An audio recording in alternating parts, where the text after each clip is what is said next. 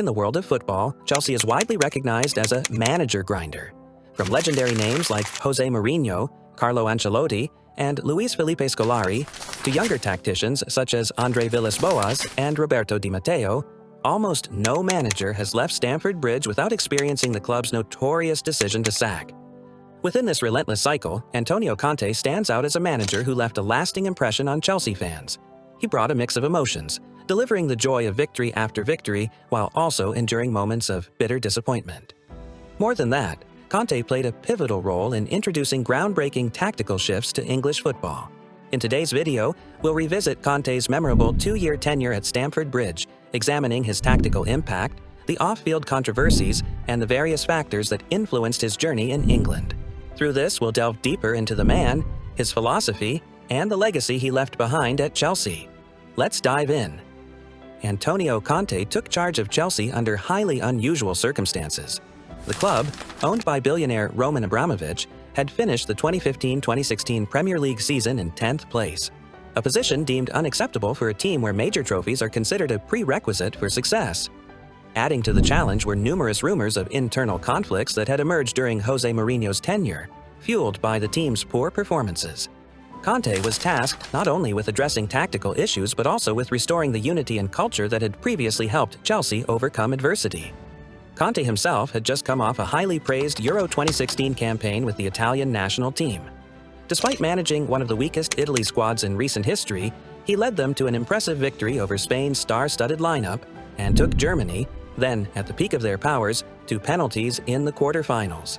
His tactical philosophy, centered on discipline and defensive solidity, left a lasting impression.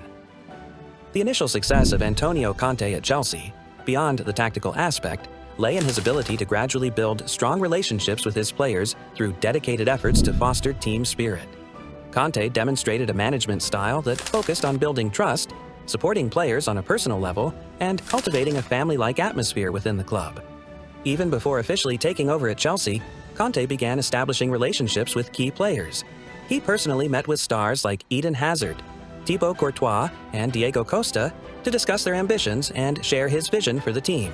Conte assured his players that he and his coaching staff would always be available to support them in improving their skills, offering additional training or individual feedback whenever needed. His open-door policy created an environment of mutual respect and trust, where players felt valued and encouraged to voice their concerns. Conte's leadership style extended beyond tactical training sessions to meaningful gestures that strengthened team morale. When Willian suffered the loss of his mother during Conte's first season, the manager allowed the Brazilian winger to take as much leave as needed. Conte also ensured the entire team rallied around Willian during his time of grief, reinforcing the sense of unity in the squad. Additionally, Conte organized team dinners and social gatherings, encouraging players and staff to bond off the pitch. His thoughtful gestures, such as personalized Christmas gifts and handwritten thank you notes, demonstrated his appreciation for everyone's contributions, from star players to backroom staff. Conte's efforts to create a family-like atmosphere at Chelsea were evident in the way he participated in events and activities involving players' families. From attending children's parties to engaging with the families of his staff and players, he made everyone feel like an integral part of the club's success.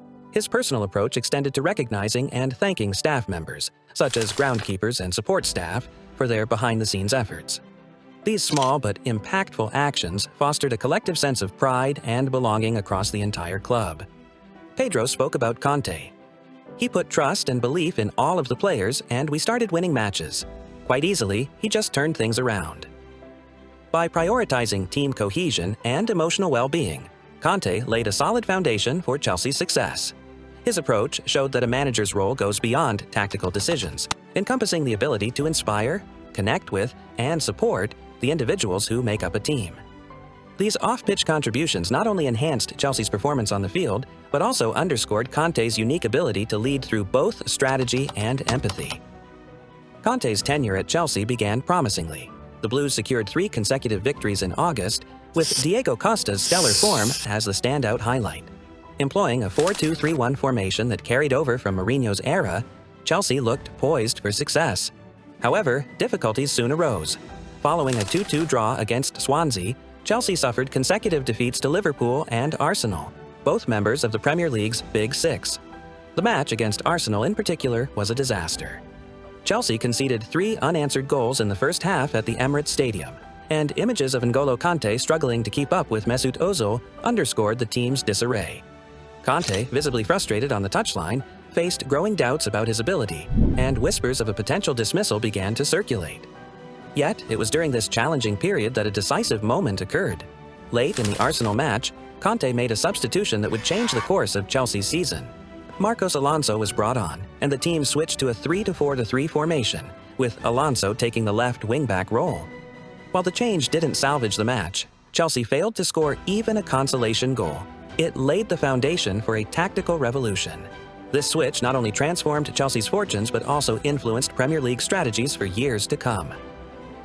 The 3-4-3 formation implemented by Antonio Conte effectively optimized Chelsea's squad by maximizing individual strengths and masking weaknesses. David Luiz was positioned as the central defender in the back three. In this role, Luiz could fully showcase his excellent vision and precise passing ability, crucial for Chelsea's build-up play, especially with Cesc Fabregas no longer playing as regularly as in previous seasons. However, to compensate for Luiz's weaknesses in discipline and defensive awareness inside the penalty box, Conte deployed Cesar Azpilicueta as the right-sided center-back, providing speed and defensive solidity. On the left, Gary Cahill handled more traditional center-back duties like aerial duels, challenges, and maintaining positional discipline.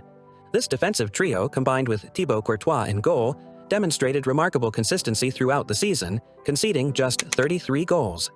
In midfield, N'Golo Conte and Nemanja Matic formed a model central partnership.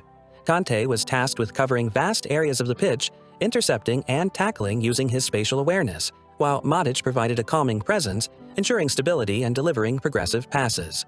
When creativity was needed to unlock stubborn defenses, Cesc Fabregas was brought in to add ingenuity. Up front, Eden Hazard and Pedro were placed in the inside channels, where they could exploit their strengths in dribbling, quick movements, and intelligent positioning to exploit gaps between opposing center-backs and full-backs. Hazard, in particular, was relieved of defensive duties, conserving his energy to launch dangerous counterattacks.